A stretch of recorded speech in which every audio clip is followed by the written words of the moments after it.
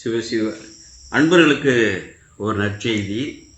நெறி நீர்மையர் நீள்வானவர் நினையும் நினைவாகி அறிநீர்மையில் அறியும் அவர்க்கு அறியும் அறிவருளி குறிநீர்மையர் குணமார்தரு மனமார்தரு குன்றில் எரி நீர்வயல் புடைசூழ்தரு இடும்பாவனம் இதுவே என்று ஞானசம்பந்த பெருமானால் திருமறைக்காட்டிலிருந்து அங்கே அகத்தியன் பள்ளி வழிபட்டு திருக்கோடி குழகரை வழிபட்டு திருக்கடிக்குளம் வழிபட்டு அடுத்தது முத்துப்பேட்டை, அதாவது திரு உஷாத்தானம் போகக்கூடிய வழியிலே இந்த இடும்பாவனம் திருத்தலம் இருக்கிறது.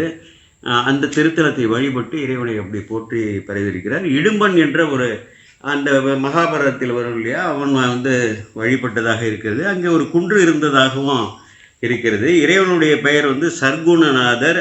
திரு மணக்குளத்தோடு அங்கே வீட்டு இருக்கிறார்.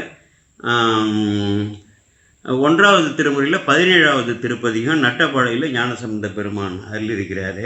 அதில் ஒரு பாடலில் பார்த்திங்கன்னா, ஞாலம் மிகு கடல் சூழ்தரும் உலகத்தவர் என்று சொல்லி நிலப்பரப்பை விட நீர்ப்பரப்பு அதிகம் என்று, ஞாலத்தை விட உலக அளவை விட மிக கூடிய உலகத்திலே தரைப்பரப்பை விட நிலப்பரப்பை விட கடல் பரப்பு அதிகம் என்று சொல்லி அந்த கருத்தை ஞானசம்பந்த பெருமான் இங்கே பதிவு செய்திருக்கிறார். ஒரு அற்புதமான ஒரு பதிகம்.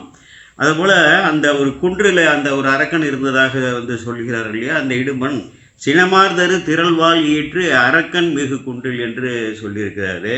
இந்த நெறி நீர்மையல் நீள்வானவர் என்றால், நெறி நீர்மைன்னா சிவதவ நெறியில் தம்மை செலுத்துபவர்கள். ஆனால் உலகப்பற்றிலே நம்மை போலன்னு வச்சுங்களேன். நீள்வானவர்னால் எப்பொழுதும் இறைவனையே வழிபட்டு எல்லா நன்மைகளையும் அடைந்து கொள்ளக்கூடிய தேவர்கள். நெறி நீர்மையில் அவர்கள் நினைவுன்னா அவர்கள் நினைவிலே எப்பொழுதுமே பெருமான் தான் இடையராது இருக்கிறார் என்றால் நன்மை கருதியே வாழக்கூடியவர்கள்.